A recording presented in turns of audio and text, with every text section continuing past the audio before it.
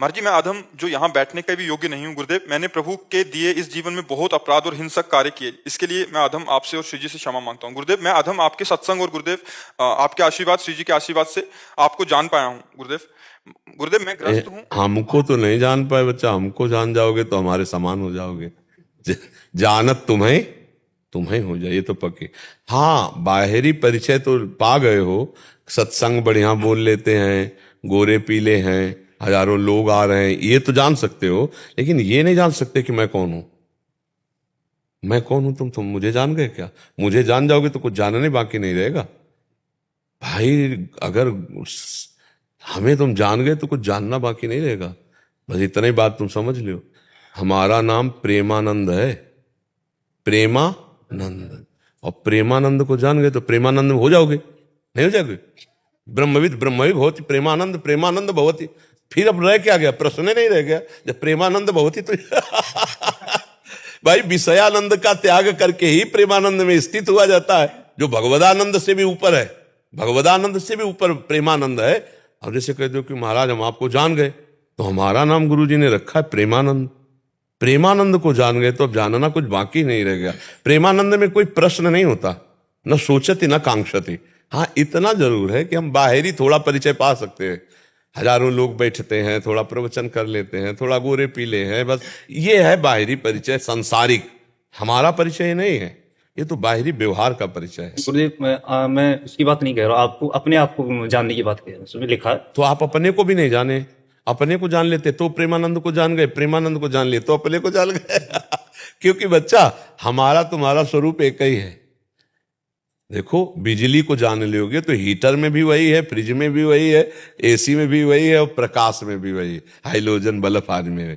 बिजली एक ही है, यंत्र के प्रभाव से उसका अलग अलग रंग दिखाई दे रहा है। एक तेजों में, प्रकाश में, एक गर्मी पैदा कर रहा है, एक ठंडी पैदा कर रहा है, पर बिजली वही है।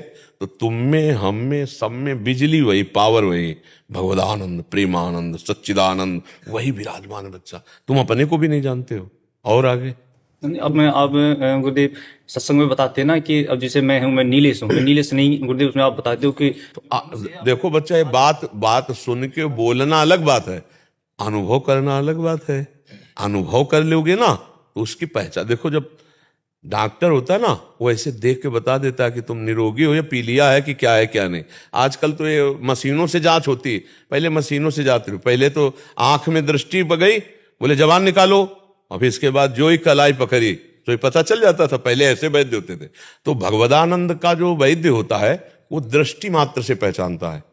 जो ही दृष्टि गई तो पता चलता है कि आप कितने ब्रह्मचारी हो, आप कितने जितेंद्रिय हो, आप कितने व्यभिचारी हो। आपके जो ही एक शब्द बोले तो शब्द तत्काल तौल लिया गया कि आप कितने ज्ञानी हो, आप कितने पानी में हो, कितना आपका अनुभव है, सब उसमें पता चल जाता है। तो बच्चा, अभी ना स्वरूप का बोध है और ना भी गुरु का बोध है।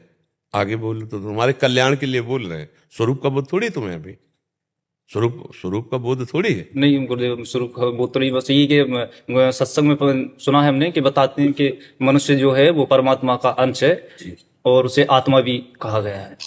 हाँ, कहा गया। तो वो कहाँ है? इसी 3.5 हाथ के शरीर के अंतर्गत है। तो इस 3.5 हाथ के शरीर में कभी घुस के अंदर ढूंढा है? तो अभी तो घुसे ही नहीं हो अंदर, अभी तो बाहर ही हो, घर के बाहर हो ना। इंद्रियां भी बहिर्मुख है। मना खष्टान इंद्रियाणी प्रकृति स्थान कर सती। अभी तो प्रकृति में है बच्चा, अभी परमात्मा में लौटे तब पता चले। नाम जप करो, अच्छे आचरण करो, माता पिता गुरुजनों का आशीर्वाद लो, समाज की सेवा करो पहले ये, तो इससे तुम धीरे धीरे अंदर आने लगोगे। बाहर पवित्रता हो जाएगी ना, तो बाहर ये शरीर का एक कर्तव्य कर्म भी है। अगर आप इस शरीर समाज का जैसे एक हिस्सा है, आपने समाज सेवा नहीं की तो चाहे कोई भी हो, चाहे महात्मा हो, चाहे गृहस्थ हो, आपके साधन में विघ्न पड़ जाएगा। आपको समाज सेवा करनी है। तपस्या करो, शास्त्र स्वाध्याय करो, एकांत में भजन अर्जित करो और समाज को दो। ऐसे आप जैसे जवान शरीर है, फावड़ा चलाओ, 200-400 रुपया कमाओ, माता पिता की सेवा करो और नाम जप करो, तो आप धीरे धीरे अंतर में आने लगोगे। इसकी पद्धति है। अगर समाज सेवा नहीं करोगे, परिवार की सेवा नहीं करोगे, तो देखो हम लोगों को क्या करना पड़ा। बचपन से भागे थे समाज से, और आज क्या कर रहे हैं? सुबह से समाजे में लगे हैं, रात्रि के 1 बजे जगे थे और स्नान आदि करके 2 बजे, 2:05 या 2:10 पे समाज में उतर पड़े। अब वो दर्शन करते हुए यहाँ फिर यहाँ है अपनी दिनचर्या, फिर सत्संग, फिर देख रहे हो अभी कर क्यों सीधे आके यहीं बैठे, एकांतिक शुरू है, अभी चलेगा 8, सवा 8, 8:30 बजे तक, फिर ऊपर गए, कुछ मिनट बाद फिर श्री जी के साथ। एक दिनचर्या है, अपने को अर्पित कर दो समाज में और अंदर अंदर नाम जप करो, भगवान का भजन करो, तो ज्ञान प्रकाशित हो जाएगा, असली ज्ञान जिसे कहते हैं। आपसे पूछो तो परमार्थ में अभी कुछ नहीं हो, ऐसा मानो, तो उससे क्या होगा, हमारा अहंकार गलित हो जाएगा। एक एक पॉइंट पे हम बता सकते हैं आपको कि अभी आप कहीं भी टिके नहीं हो, तो आप जो हम कहें उसको करो, अभी सब बात बन जाएगी। माता पिता हैं, रोज पैर छूते हो? हाँ गुरुदेव जी, रोज हाँ तो ठीक, माथा रख के प्रणाम करते हो रोज? माथा रख के नहीं करते हैं, कैसे? पैर हाथ। प्रात काल उठ के रघुनाथा, मात पिता गुरु नावहि माथा। माथा रखो तो बुद्धि शुद्ध हो जाएगी उनके चरणों। माता पिता साक्षात मातृदेवो भव पितृदेवो भव, ये साक्षात भगवान है। कहीं और मंदिर में भगवान तब मिलेंगे जब पहले घर के भगवान की पूजा कर लो।